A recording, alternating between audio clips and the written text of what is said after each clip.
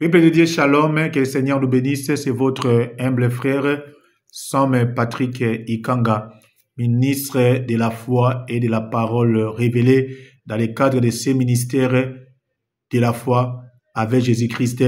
Tout est possible. Nous sommes un sentinelle et nous parlons pour que les hommes et les femmes reprennent la foi, car la Bible déclare la foi vient de ce qu'on entend vient de la parole de Dieu. Aujourd'hui, la question principale que nous allons se poser et répondre, est-ce que la Bible est-elle la parole de Dieu? Si oui ou non. Mais nous allons sonder les Écritures pour répondre à cette question, si la Bible est-elle la parole de Dieu, oui ou non. Sondons les Écritures pour comprendre.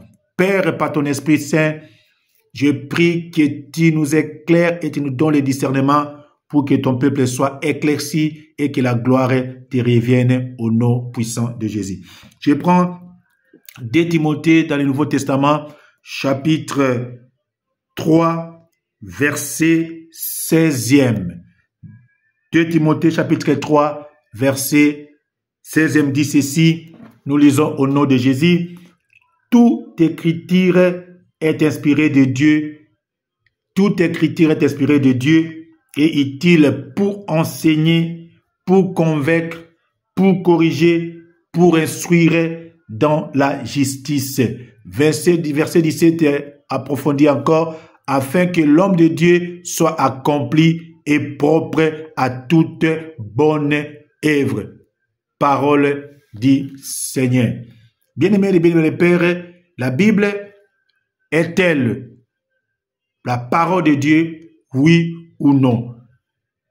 Nous allons sonder les Écritures et je vais répondre sur base de la révélation biblique. Oui, il y a plusieurs débats théologiques par rapport à cette question, mais la réponse pour nous est oui. La Bible est la parole de Dieu. Oui. Pourquoi? Parce que la Bible est inspirée. La Bible est utile pour enseigner. La Bible est utile pour convaincre, pour corriger, pour instruire dans la justice, afin que l'homme de Dieu soit accompli et propre à toute bonne œuvre. Mais il s'agit de nuancer quand est-ce que la Bible devient la parole de Dieu. C'est ça la nuance. La Bible devient-elle la parole de Dieu car elle est lue et interprétée à notre contexte. Ça touche le cœur et à ce moment-là, ça devient l'ainsi dit le Seigneur.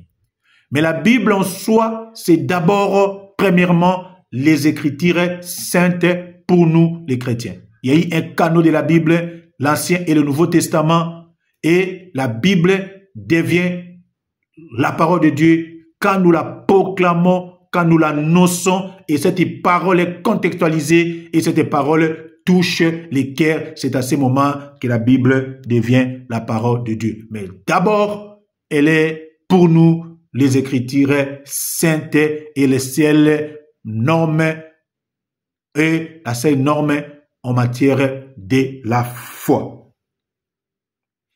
Bien-aimés dans le Seigneur, la Bible est pour nous la parole de Dieu, mais avant de devenir la parole de Dieu, elle est d'abord les Écritures saintes et elle devient parole de Dieu quand nous la proclamons, quand nous la contextualisons, quand nous la vivons, ça transforme des vies, ça devient la parole de Dieu. Mais la Bible, elle est la parole inspirée de Dieu. Et la Bible contient la parole de Dieu. Et cette parole devient parole qui sauve quand nous la proclamons et nous la contextualisons. Que le Seigneur te bénisse et que tu grandisses dans la foi et que Dieu nous bénisse. Nous croyons à notre Dieu et que sa parole nous libère. Soyez bénis au nom puissant de Dieu.